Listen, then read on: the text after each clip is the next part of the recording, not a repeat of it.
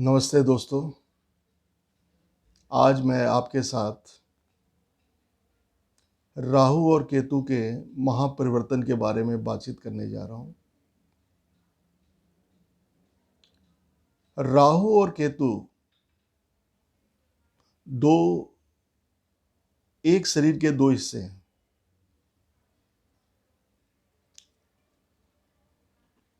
गर्दन से ऊपर को या सिर को हम राहु कहते हैं और जो लोअर पोर्शन है उसको हम केतु कहते हैं। राहु जो है वो शनि का छाया ग्रह होता है और केतु जो है वो मंगल का छाया ग्रह होता है। और जो छाया ग्रह होते हैं ये ज़्यादा ही खतरनाक होते हैं दूसरे ग्रहों के मुकाबले में, क्योंकि कलयुग के अंदर राहु केतु का बहुत ज़्यादा महत्व है, क्योंकि ये हमारे दिमाग को, हमारी सोच को, हमारी सिलेक्शन को, चॉइसेस को बहुत ज़्यादा इफेक्ट करते हैं। अब राहु 23 सितंबर 2020 से लेकर 11 अप्रैल 2022 तक राहु और केतु इसी घर में रहेंगे। मेरे कहने का मतलब है कि राहु वृष राशि में और केतु वृश्चिक राशि में रहेगा, जबकि वृष राशि को हम राहु की उच्च राशि मानते हैं, क्योंकि राहु जो रिजल्ट देगा, क्योंकि उसकी फ्रेंड की राशि है तो शुक्र की तरह वो रिजल्ट देता है। लेकिन राहु केतु के प्रभाव को जानने के लिए सबसे पहले जरूरी है कि हम अपनी कुंडली का विश्लेषण करें कि जन्म के समय राहु और केतु कहाँ बैठे हुए थे और इस समय चंद्र राशि में कहाँ परिवर्तन कर रहे हैं। राहु केतु की महादशा तो नहीं चल रही है, कहीं अंतर में तो नहीं आया हुआ है, कहीं प्रतंत्र में तो नहीं है, कहीं सूक्ष्म प्रतंत्र में तो नहीं है, क्योंकि ये जो है जीवन में अचानक बदलाव लाते हैं और इसके लिए कुंडली का एनालाइज विश्लेषण बहुत जरूरी है। अब मैं आपको ये बताना चाहता हूं कि आप किस तरह अंदाजा लगा सकते हो कि राहु केतु का प्रभाव आप पे नेगेटिव आ रहा है। तो सबसे पहले क्या होता है कि राहु हमारी नींद को इफेक्ट करता है। हमारी अच्छी नींद आनी बंद हो जाती है। हम कितने भी सोच और नेगेटिव ख्याल हमारे दिमागों में आना शुरू हो जाते हैं। हमारा कॉन्फिडेंस लेवल डाउन हो जाता है, डरावने सपने आने शुरू हो जाते हैं और अगर नींद आ भी जाती है तो नींद टूटती रहती है। पॉइंट नंबर 1 जो राहु का प्रभाव है मैं आपको बताया हूं। आप पॉइंट नंबर 2 पे आता हूं। इसमें क्या है कि आप देखेंगे आपके परिवार में बीमारी घर नहीं छोड़ती। अगर एक ठीक होता है तो दूसरे को बीमारी लग जाती है, दूसरा ठीक होता है तो तीसरे को लग जाती है। तो राहु बीमारी भी लेके आता है घर में, राहु और केतु। अब तीसरी चीज जो आते हैं ये आ गए आपके इलेक्ट्रॉनिक सामान पे, क्योंकि जब राहु केतु का प्रभाव आपके ऊपर शुरू होगा तो सबसे पहले वो इफेक्ट करेगा आपके इलेक्ट्रॉनिक सामान पे। जैसे आपका टीवी हो गया, लाइट्स हो गई, मोबाइल हो गया, लैपटॉप हो गया, फ्रिज हो गया, क्योंकि जो भी अग्नि तत्व है वो उस पर इफेक्ट करेगा सबसे।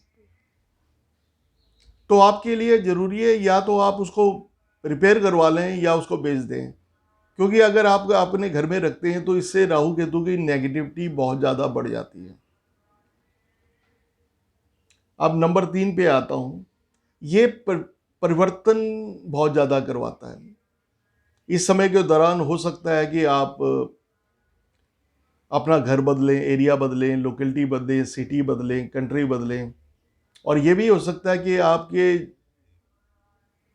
बिजनेस में या आपके व्यवसाय में कोई ना कोई चेंजेज हो सकता है ये भी कि कोई ना कोई आपके ऊपर रॉन्ग एलिगेशन लगाने की कोशिश करे। तो इस समय के दौरान सबसे पहले जरूरी है कि किसी को ये बता के मत जाएं क्या क्या क्या करने जा रहे हैं। बता के जाएंगे काम में रुकावट आ जाएगी। हर किसी के साथ दिल की बात मत करें, नहीं तो कोई भी आपके सीक्रेट को जान के, आपकी कमजोरी को जान के उसका फायदा उठाने की कोशिश करेगा। और गलती से किसी को पैसा उधार मत दे दीजिएगा, नहीं तो पैसा वापस आना मुश्किल हो जाएगा।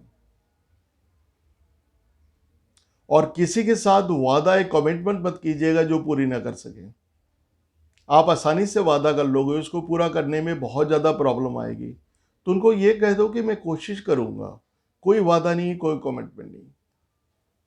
ये आपके लिए बहुत ज़रूरी है।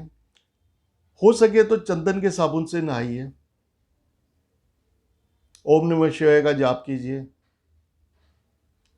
चांदी के चैन गले में या ब्रेसलेट धारण करें। अब मैं अगले बात पे, राहु के प्रभाव पे आता हूं। जब आपको लगे कि आप गलत सोसाइटी में, आपकी सोसाइटी गलत हो रही है, क्योंकि जब राहु केतु का प्रभाव होता है तो आपके गलत सोसाइटी के लोग आपके करीब आने शुरू कर हो जाते हैं। जैसे शराबी कॉबी हो गए, सट्टेबाज हो गए, जुएबाज हो गए, मैनिपुलेटर्स आदमी हो गए, एडिक्टेड पीपल्स, ऐसे लोग भी हमारे करीब आने। तो इनसे हम जितनी दूरी बना के रखेंगे उतना ज़्यादा बेटर रहेगा। और इस समय के दौरान आप किसी का भी कितना भी भला करके देख लो, आपको कभी रिवार्ड नहीं मिलेगा। और एक चीज और इंडिकेशन होता है कि घर में चींटियां आनी शुरू हो जाती है लाल रंग की। तो आप ये समझ लो कि राहु केतु का प्रभाव आपके ऊपर शुरू हो गया।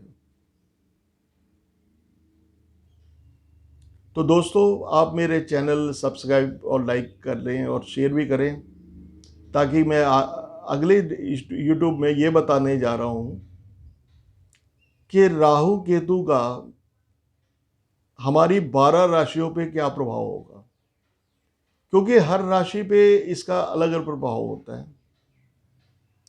तो मैं आपको एक एक चीज के बारे में बताऊंगा। अगर राहु आपको बेनिफिट दे रहा है तो उसका बेनिफिट आप ज़्यादा से ज़्यादा कैसे ले रहे हैं। अगर आपको हानि कर रहा है तो कम से कम उस हानि को किस तरह कम किया जा सकता है।